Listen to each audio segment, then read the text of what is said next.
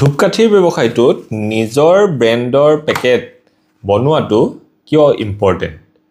যদি আপুনিও নিজৰ ব্ৰেণ্ডৰ এটা ধূপৰ পেকেট বনাই বিজনেছটো ষ্টাৰ্ট কৰাৰ কথা ভাবি আছে, তেতিয়াহ'লে এই ভিডিঅ'টো শেষলৈকে চাওক, কাৰণ নিজৰ ব্ৰেণ্ডটোৱে আপোনাৰ ব্যৱসায়টোক আগুৱাই লৈ যোৱাত বহুতখিনি সুবিধা কৰি দিয়ে।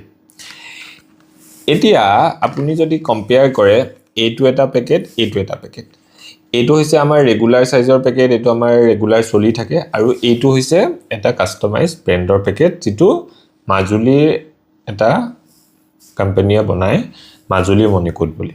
তো কথাটো এনেকুৱা হয় যে তেওঁলোকে যেতিয়া এই পেকেটটো বনাইছে বা তেওঁলোকে যেতিয়া এইটো মাৰ্কেটত বিক্ৰী কৰে, তো এইটোৱে তেওঁলোকৰ যি কোম্পানীটোৰ পৰিচয় সেইটো মাৰ্কেটলৈ কঢ়িয়াই লৈ যায়। তেওঁলোকৰ যি প্ৰডাক্টৰ কোৱালিটি, তেওঁলোকৰ যি সাৰ্ভিস, তেওঁলোকৰ যি স্পেশালিটি প্ৰডাক্টটোৰ ওপৰত, সেইখিনি তেওঁলোকৰ এই প্ৰডাক্টটো কাস্টমাৰ এজনে ব্যৱহাৰ কৰিলে গম পায়।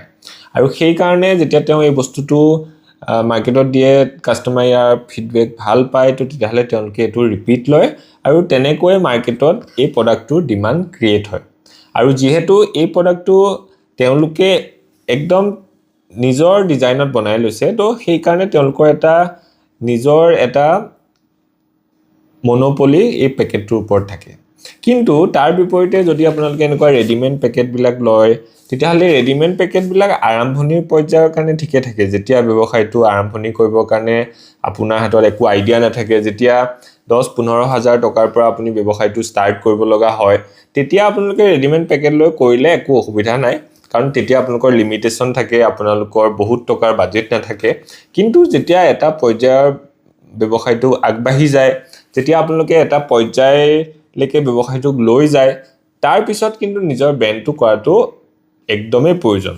নহ'লে এই পেকেটটো আজি আপুনি 10,000 টকা দি ষ্টাৰ্ট কৰিছিল, আপুনি লৈছে, কাইলে আপোনাৰ ওচৰৰ অঞ্চলৰ কোনোবা এজনে ষ্টাৰ্ট কৰিলে, তেওঁ লৈছে, আপুনি আজি ভাল কোৱালিটি বনাই বিক্ৰী কৰি আছে, মাৰ্কেটত চলি আছে, কিন্তু কাইলে যেতিয়া আপোনাৰ সেই কম্পিটিটৰজনে আপোনাৰ ওচৰতে আহি সেই সেম ডিজাইনৰ পেকেটটো এটা লো কোৱালিটি বনাই মাৰ্কেটত দি দিয়ে বা কম দামত তাক বিক্ৰী কৰি দিয়ে প্ৰথম আৰম্ভণি কৰিছো বুলি, তেতিয়া কিন্তু আপোনাৰ প্ৰডাক্টটোৰ ভ্যালুটো মাৰ্কেটত কমি যায়।